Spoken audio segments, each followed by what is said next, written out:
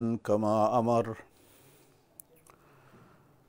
أشهد أن لا إله إلا الله وحده لا شريك له، وأشهد أن سيدنا وسندنا ونبينا وشفيعنا محمدًا عبده ورسوله. اللهم صل على روضة محمد في الرياض، وصل على بلد محمد في البلاد.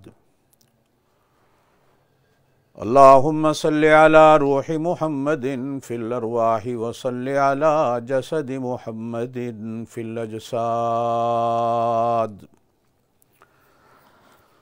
صلاة تكون للنجاة وسيلة ولعلو الدرجات كفيلا، صلاة تحل بها العقد وتفرج بها الكرب. أما بعد، أعوذ بالله من الشيطان الرجيم. بسم الله الرحمن الرحيم. يا بني آدم خذوا زينتكم عند كل مسجد وكلوا واشربوا ولا تسرفوا إنه لا يحب المسرفين. صدق الله العلي العظيم، وبلغنا رسوله النبي الكريم الأمي الأمين، ونحن على ذلك لمن الشاهدين والشاكرين، والحمد لله رب العالمين. اللهم صل على محمد وعلى آل محمد كما صليت على إبراهيم وعلى آل إبراهيم إنك حميد مجيد. اللهم بارك على محمد وعلى آل محمد كما باركت على إبراهيم وعلى آل إبراهيم إنك حميد مجيد. سن 2020 کل شام کو اختتام پذیر ہوا. آج سن 2021 کی پہلی تاریخ اور اس کا پہلا جمعہ ہے. پڑھا ہے کتابوں میں، بزرگوں سے سنا ہے، جس کام کی، جس چیز کی ابتدا جمعے والے دن ہو اللہ خیر فرماتے ہیں. سن 2020 پوری دنیا انسانیت پریشان رہی. کرونا نے ساری دنیا کی انسانیت کو قید اور کرفیو میں ڈالا. اللہ کرے سن 2021 ساری دنیا کے انسانوں کو اس بلا سے، اس مصیبت سے، اس بیماری سے نجات ملے، اور یہ سن 2021 خیر و عافیت کا سال ہو، سکون اور اطمینان کا سال ہو. پوری دنیا بالکل نفسا نفسی کی حالت میں آ گئی. ہر کوئی ایک دوسرے سے کٹ گیا. اللہ تعالیٰ کبھی کبھی ایسی چیزیں کر کے انسانیت کو بتاتے ہیں کہ ہم یہ بھی کر سکتے ہیں، اور اللہ جو چاہے وہ کر سکتا ہے.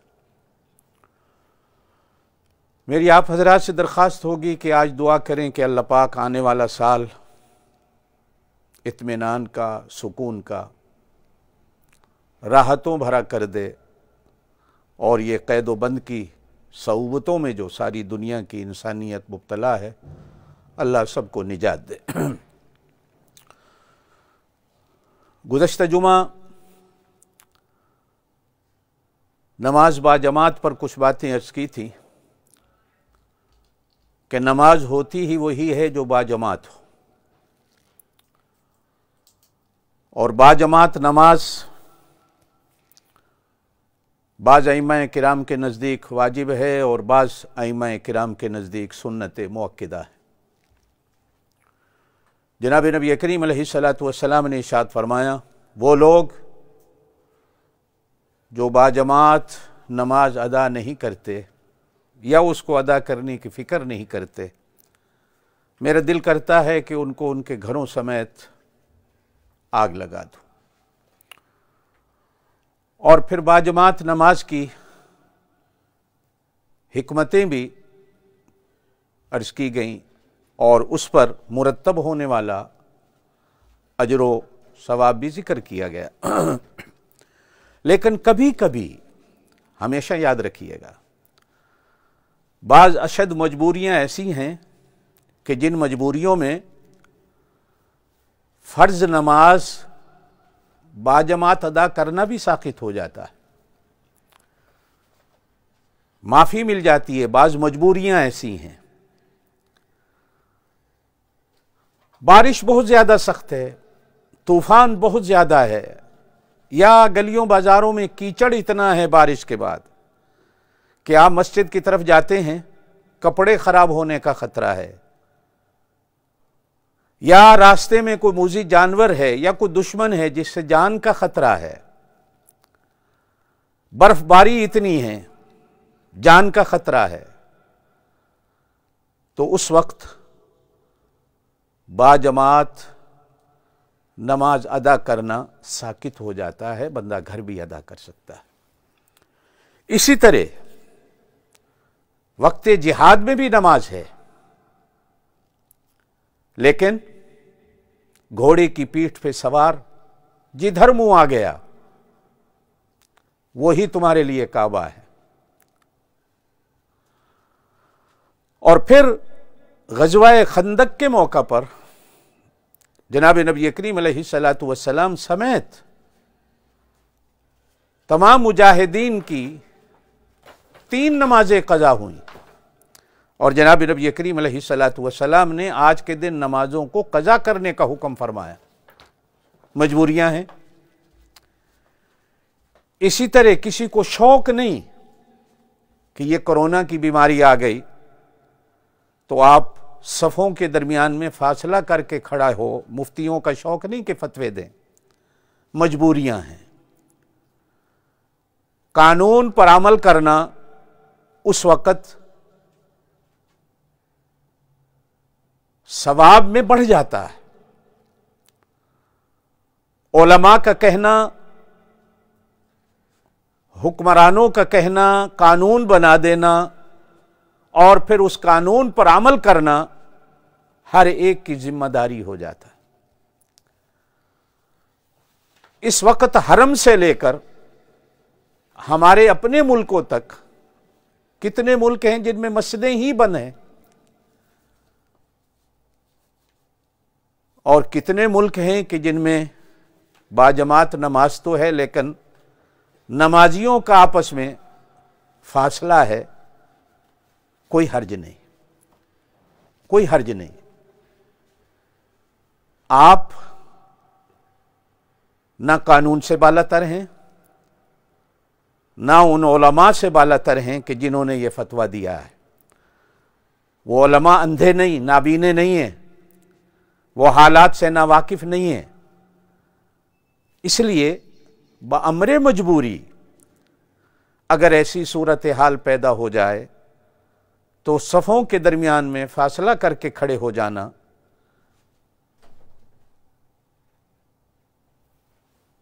گناہ نہیں، جرم نہیں۔ اس لیے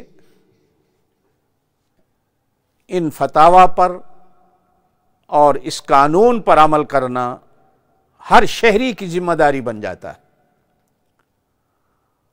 اور ہم جس ملک میں رہتے ہیں یہ ملک کوئی مسلمان نہیں، یہ غیر مسلم کنٹری ہے۔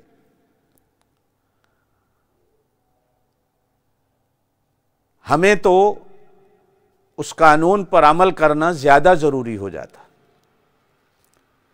اس لیے کہ اگر ہم قانون کی خلاف ورزی کرنے لگیں تو کل حکومت ہماری مساجد ہی کو بند کر دے تو آپ اور میں کیا کریں گے؟ اس لیے میرے دوستو، یہ جو کچھ کہا گیا ہے حکومت کی طرف سے یا علماء کی طرف سے، اس کو پروپیگنڈے کی دنیا نہ بنائیں، مذاق کی دنیا نہ بنائیں، اسے احساس کی دنیا اور ماننے والی دنیا بنائیں کہ ہم نے اپنی امت کی فکر کرنی ہے، ہم نے اپنی مساجد اور مدارس کی فکر کرنی ہے، ہم نے اس قانون کا مذاق نہیں اڑانا۔ خصوصاً ان کنٹریز میں جہاں غیر مسلم کی دنیا ہے، وہاں آپ اپنے آپ کو قانون پہ عمل کرنے والا ایک شہری اور قانون کا پابند اور ذمہ دار بنائیں۔ آئیے آگے چلتے ہیں۔ کیا ننگے سر نماز ہو جاتی؟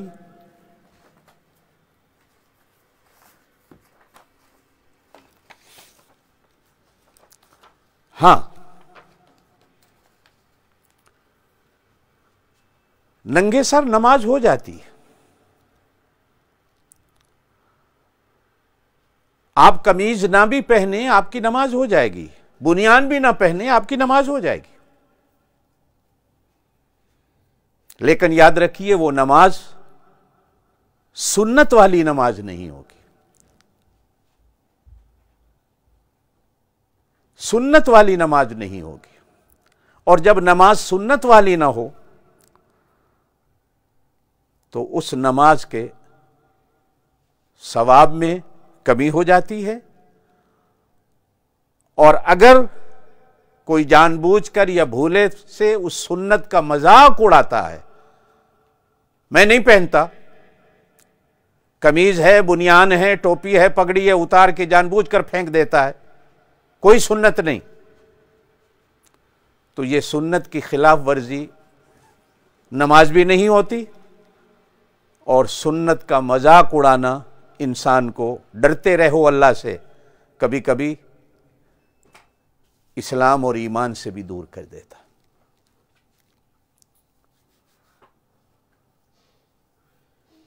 قرآن پاک میں فرمایا گیا ہے سورہ اعراف میں، جو میں نے تلاوت کی شروع میں، یا بنی آدم خذوا زینتکم عند کل مسجد، اے اولاد آدم،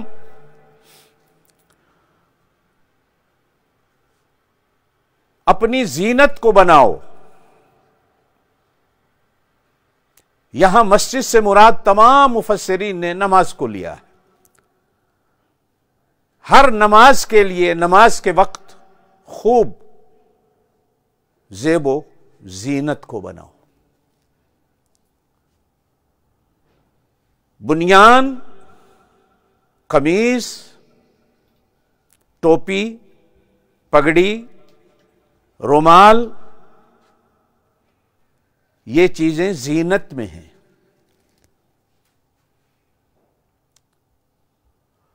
اور جو کام نبی کریم علیہ الصلاۃ والسلام نے کیا ہے وہ بندہ مومن کے لیے بڑی زینت ہے۔ کہا جاتا ہے ان العرا شین واللباس زین، ننگے ہونا عیب ہے، اور ننگے ہونا فطرت کے خلاف ہے۔ ناف سے لے کر گھٹنوں تک یہ مرد کے اعضائے مستورہ ہیں، ان کو چھپانا فرض ہے۔ عورت کا پورا جسم اعضائے مستورہ ہے، سوائے ہاتھ کی ہتھیلیوں کے، سوائے پیروں کے، سوائے چہرہ کے نماز کے وقت۔ باقی نماز کے علاوہ ان تینوں اعضاء کو چھپانا بھی عورت کے لیے فرض ہے اور واجب ہے۔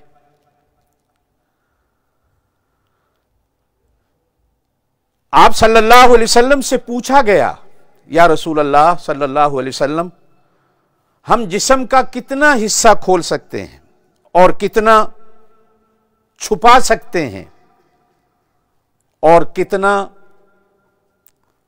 دوسروں کو دکھا سکتے ہیں؟ آپ صلی اللہ علیہ وسلم نے ارشاد فرمایا، اعضائے مستورہ کو چھپاؤ اور انہیں کھلا نہ چھوڑو۔ اعضائے مستورہ کو ظاہر کرنے والا مرد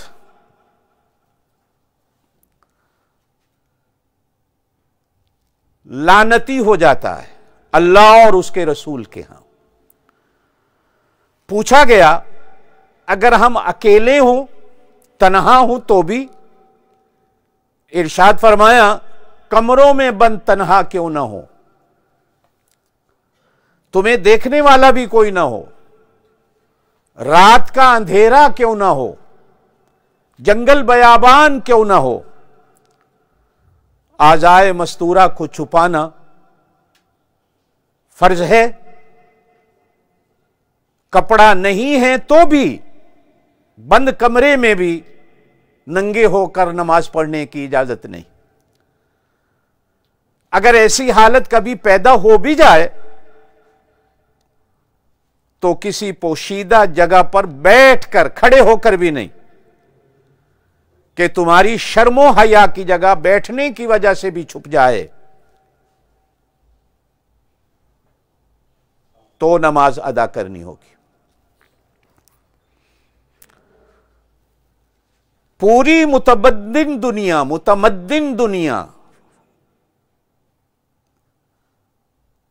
تمدن اور تہذیب جسے کہا جاتا ہے، مہذب دنیا اور متمدن دنیا،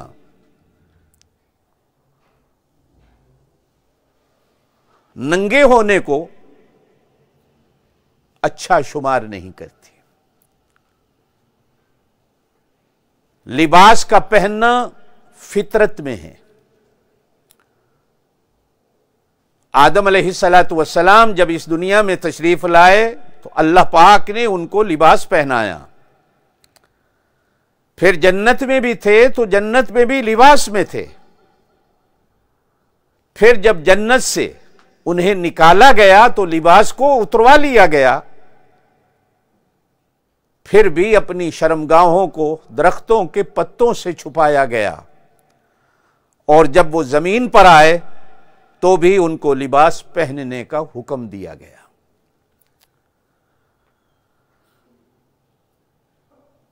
لباس مرد و عورت کے لیے جہاں زینت ہے، وہیں یہ شرم و حیا کا زیور ہے، وہیں لباس پہننا واجب اور سنت ہے،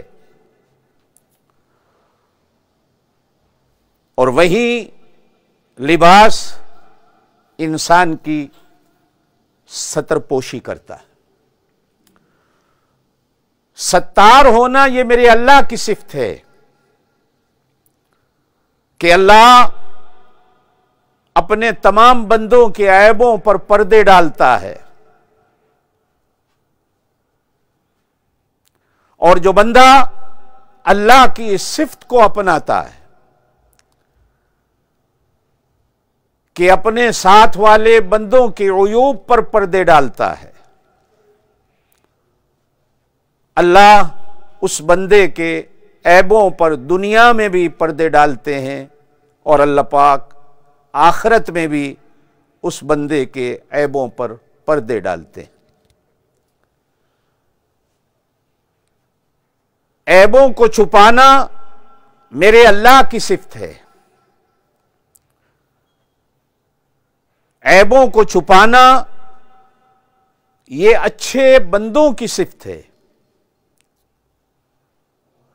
لباس بندے کے عیب کو چھپاتا ہے، شرم و حیا کو چھپاتا ہے، شرم و حیا کا زیور بنتا ہے۔ پھر تھوڑا سا سوچئے کہ اللہ کے ہاں اس لباس کی کیا قدر و قیمت ہوگی۔ اسی پر بزرگان دین نے لکھا ہے قرآن و سنت کی روشنی میں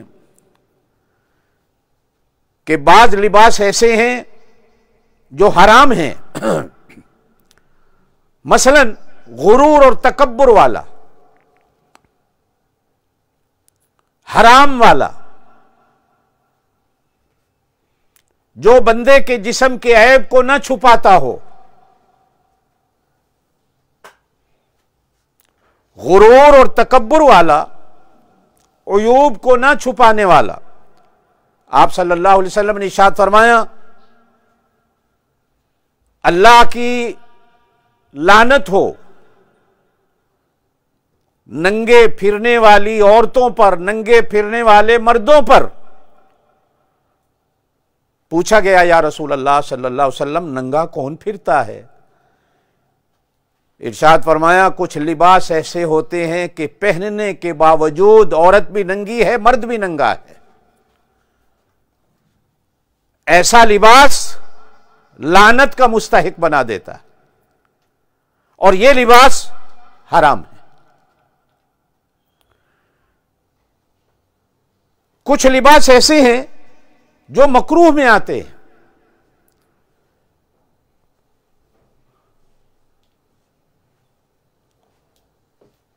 آپ نے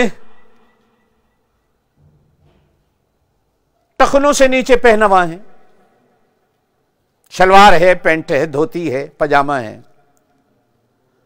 یا من تشبہ بقوم فہو من، دوسری قوموں کی مشابہت والا ہے۔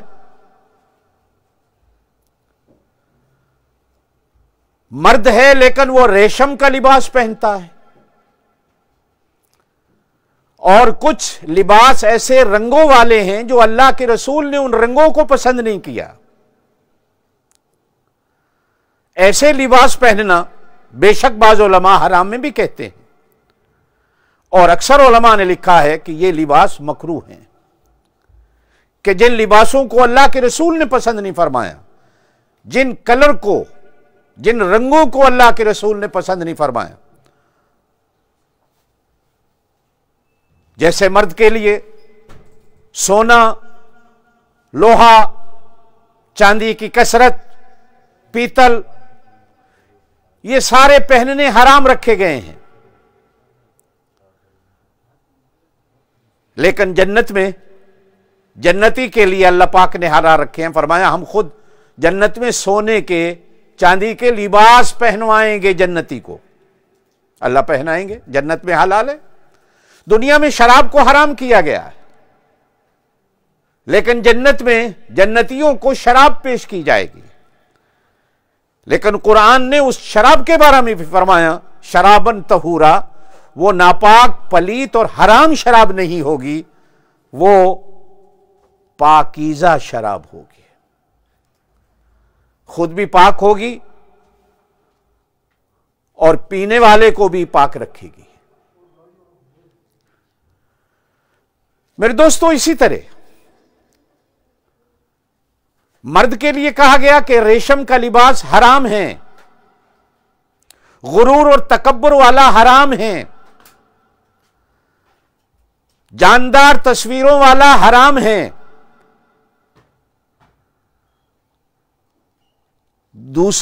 دوسری قوموں کی نقل والا۔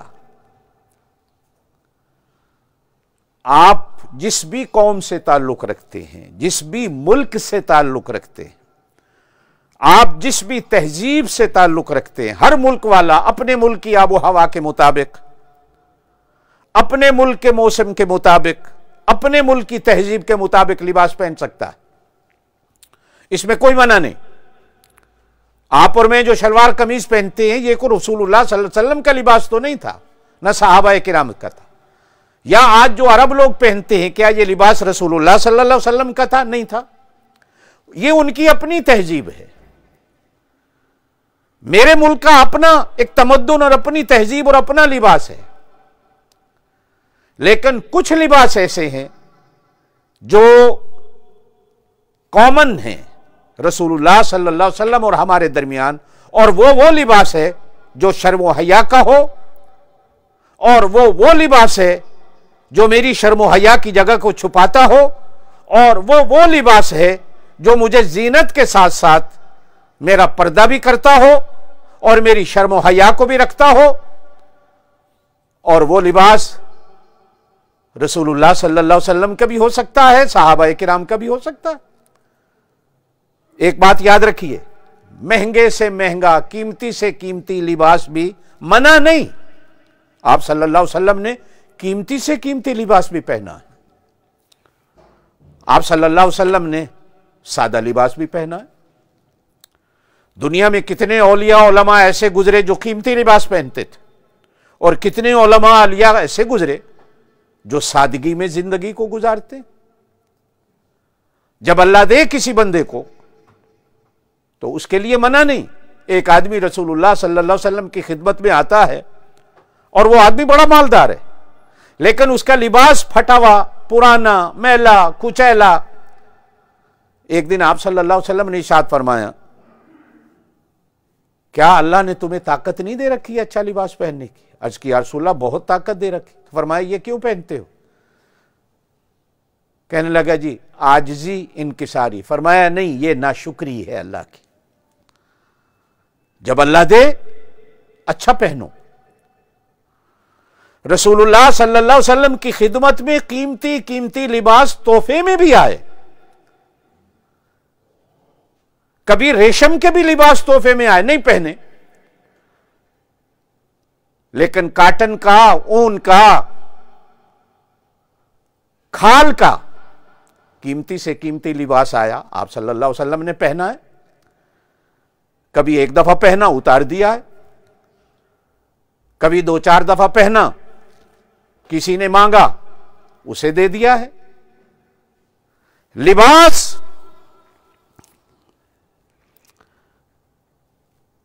درختوں کے پھل اور سبزے کی طرح ہے، جس درخت کو پھل نہ لگتا ہو، سبزہ نہ لگتا ہو، اس درخت کا کوئی فائدہ نہیں۔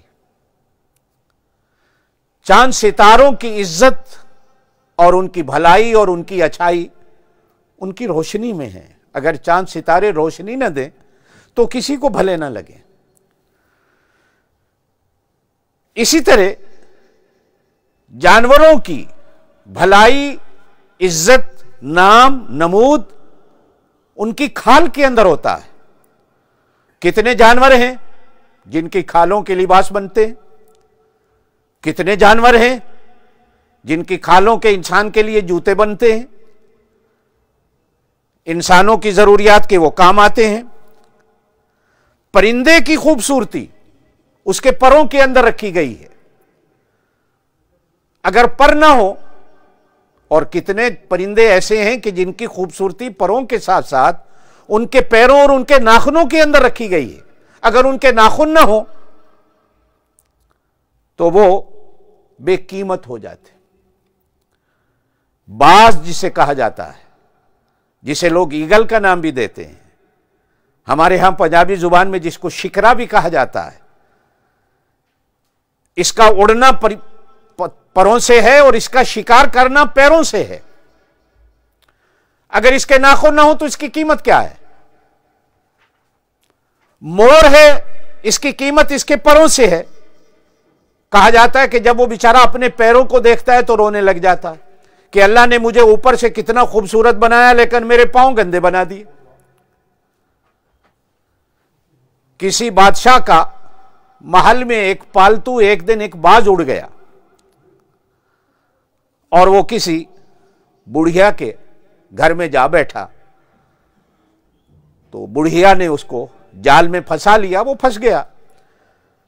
اب بڑھیا نے جب اس کو دیکھا تو بیچاری کو تو پتہ نہیں تھا کہ باز کی عزت کس میں ہے، تو اس نے اس کے پر کاٹے۔ ہائے تو کتنا بدصورت لگ رہا ہے، جس کے گھر میں بھی تھا اس نے نہ تجھے نہلایا، نہ تجھے دھلایا، نہ تیری فکر کی، تیرے پر کتنے بڑے ہو گئے، اور ناخن بھی کاٹ دیے۔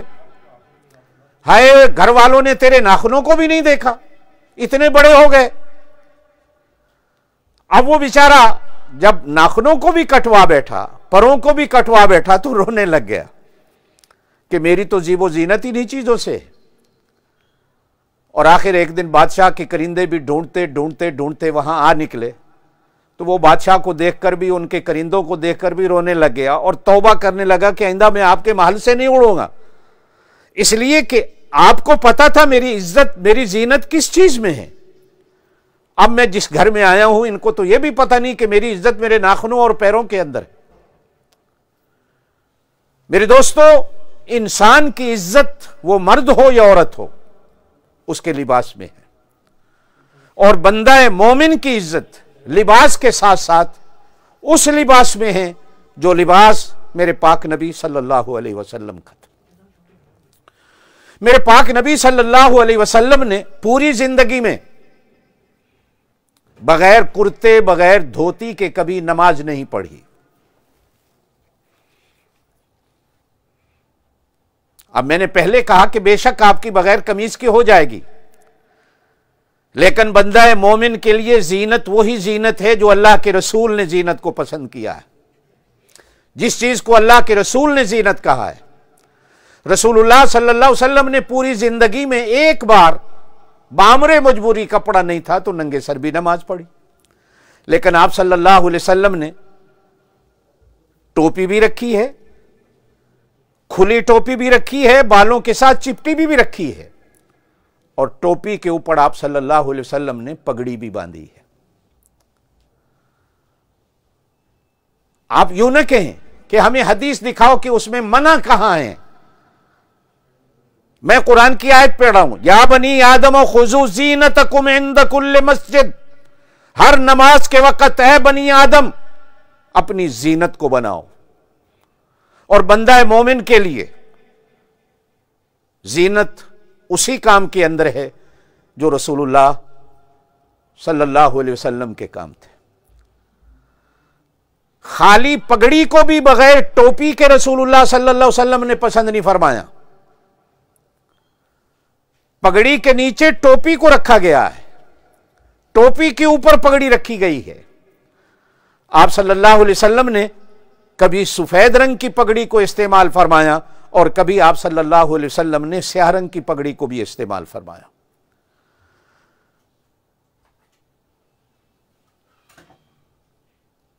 ٹوپی اور پگڑی کے ساتھ نماز پڑھنا یہ نماز کو زینت بخشتا ہے۔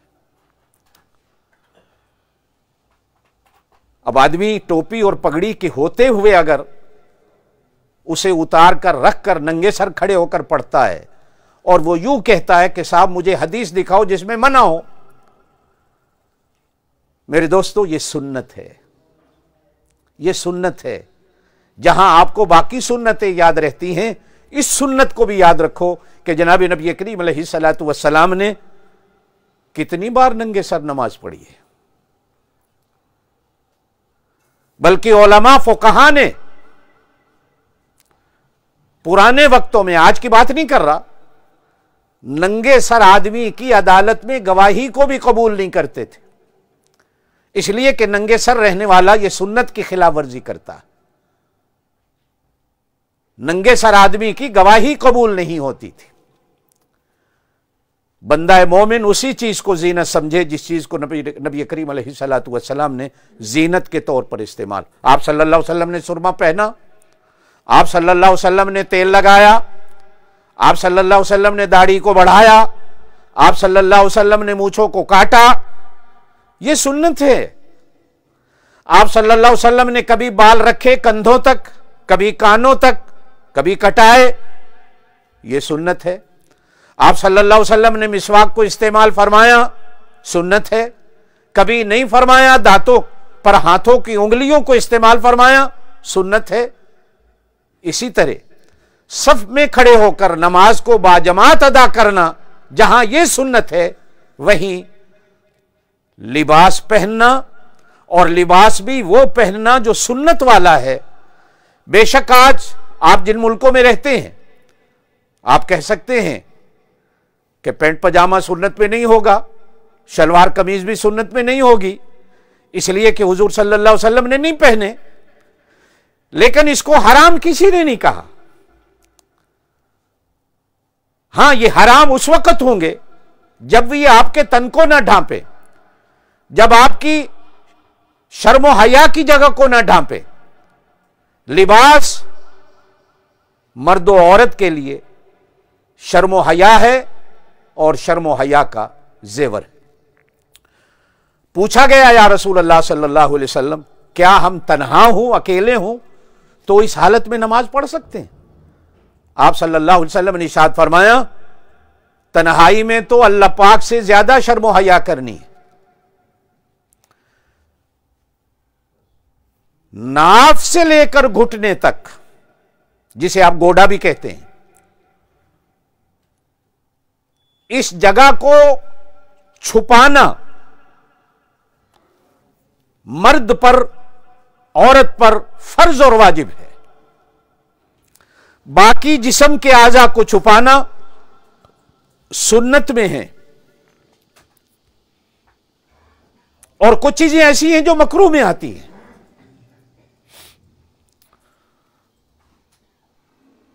یہ آج کل کے تو فیشن بن گئے ہیں، ٹکڑے ٹکڑے عجیب و غریب انسان جانوروں کی طرح لباس پہن لیتا ہے، بال جانوروں کی طرح بنا لیتا ہے، چلنا پھرنا جانوروں کی طرح ہو جاتا ہے۔ میرے دوستو، بعض علماء نے ان چیزوں کو حرام کہا ہے اور بعض علماء نے ان چیزوں کو مکروہ میں لکھا ہے۔ پھر قرآن کی اس آیت پر غور کیجئے، یا بنی آدم، اے اولاد آدم، سورہ اعراف 8واں سپارہ ہے، خذوا زینتکم، اپنی زینت کو بناؤ، ایسا لباس جو پہن کر بازار نہ جا سکتے ہوں، کسی اچھے آدمی کو ملنے کے لیے نہ جا سکتے ہوں، اپنے آفس میں نہ جا سکتے ہوں، مارکیٹ منڈی میں نہ جا سکتے ہوں، کسی وزیر امیر کی ملاقات کو نہ جا سکتے ہوں، وہ لباس پہن کر آپ اللہ کے گھر میں آ جائیں، کیا اللہ سے شرم و حیا نہیں آتی؟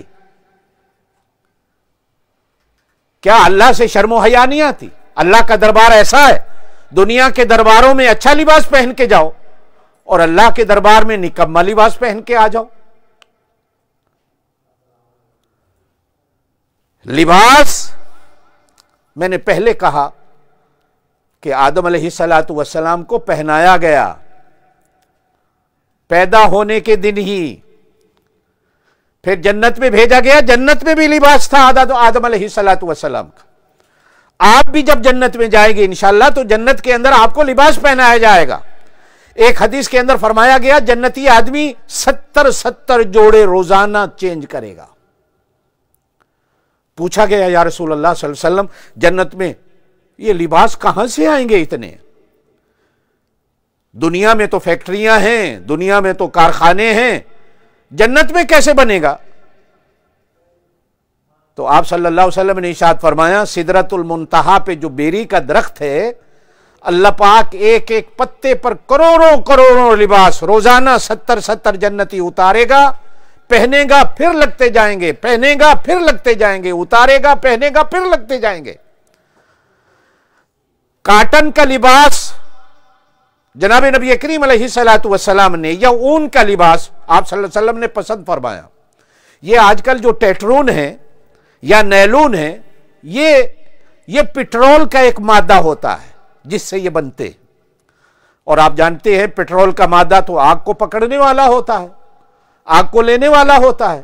ہم ایسا لباس پہنے کیوں جو آگ والا ہو یا آگ کو قبول کرنے والا ہو، آگ کو پکڑنے والا ہو جلدی۔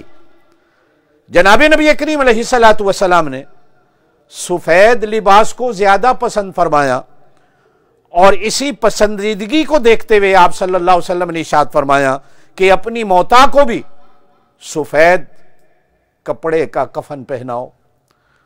احرام کلر میں بھی آپ پہن سکتے ہیں حج عمرے پہ، لیکن سفید رنگ کا احرام جناب نبی کریم علیہ السلام نے بھی پسند فرمایا۔ تو نماز کے لیے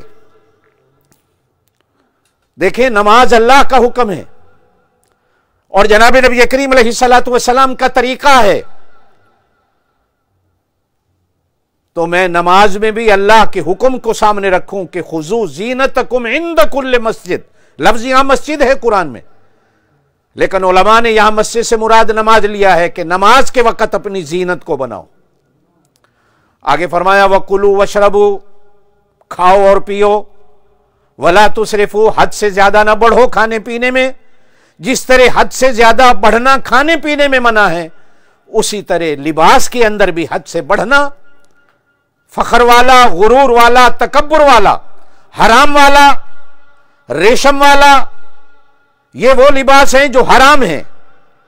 لباس وہ سنت ہے جو آپ کو زیب و زینت کے ساتھ ساتھ آپ کی شرم و حیا کا بھی خیال کرتا ہو. میرے دوستو، پگڑی پہننا یہ متقین لوگوں کا زیور ہے. پگڑی کے اندر اللہ نے ایک نور رکھا ہے. آپ تجربہ کر کے دیکھیں، آپ ننگے سر نماز پڑھیں، نماز میں کتنا نور آئے گا، ٹوپی سے پڑھیں کتنا آئے گا، پگڑی کے ساتھ پڑھ کے دیکھیں کتنا آئے گا. میلے کپڑے سے نماز پڑھیں مکروہ ہے، مکروہ ہے، نماز ہو جائے گی، لیکن دیکھیے گا اس نماز میں نور کتنا ہے. صاف ستھرے کپڑے سے پہنے تو پھر دیکھیں نماز میں نور کتنا ہے، اور نئے دھلے ہوئے سے پہنے تو پھر دیکھیں کہ اس کے اندر نور کتنا ہے. نماز کو مذاق نہیں بنانا، نماز کے نور کو لینا ہے. یہ نماز قیامت کے دن پل صراط پر اندھیری دنیا میں آپ کے لیے نور ہوگی. لیکن نور کب ہوگی؟ جب آپ اس کو نور کے طور پر استعمال کریں گے، اس کا نور قبول اور وصول کریں گے. اور نور کو وصول اور قبول کرنے کا طریقہ یہ ہے کہ آپ خود بھی نماز کے لیے نور والے طریقوں کو اختیار کریں. یہ وضو کیا ہے؟ آپ وضو کر لیں، آپ جسم کو پاک کر لیں، لیکن کپڑے کے اندر پاکی والا نور نہ ہو. جگہ کے اندر جہاں آپ نماز پڑھ رہے ہیں وہاں پاکی والا نور نہ ہو.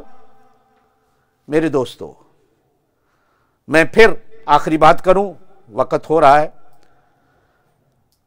دور دور ہو کے ساتھی بیٹھیں، ماسک پہن کے بیٹھیں، نماز پڑھ کے جلدی چلے جائیں.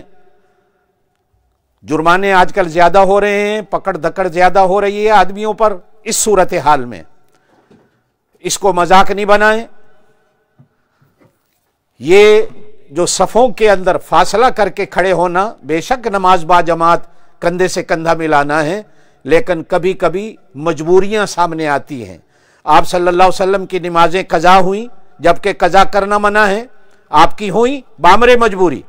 گھوڑے پر سوار آپ جہاد کر رہے ہیں، کعبے کی طرف منہ کرنا واجب ہے، لیکن گھوڑے پر سوار جہاد میں جدھر منہ آ جائے آپ نماز پڑھ لیں، آپ کی نماز ہو جائے گی. اس وقت آپ کہیں کہ نہیں کعبے کی طرف منہ کرنا ہے، تو پھر آپ سنت کی خلاف ورزی کرنے والے ہوں گے. مسلمان وہ ہوتا ہے علماء کی مانتا ہے، قانون پر چلتا ہے. بے شک میں بھی اسی کا قائل ہوں، لیکن جب قانون آ جاتا ہے تو ایک ذمہ دار شہری کی ذمہ داری ہوتی ہے کہ وہ قانون پر عمل کرے.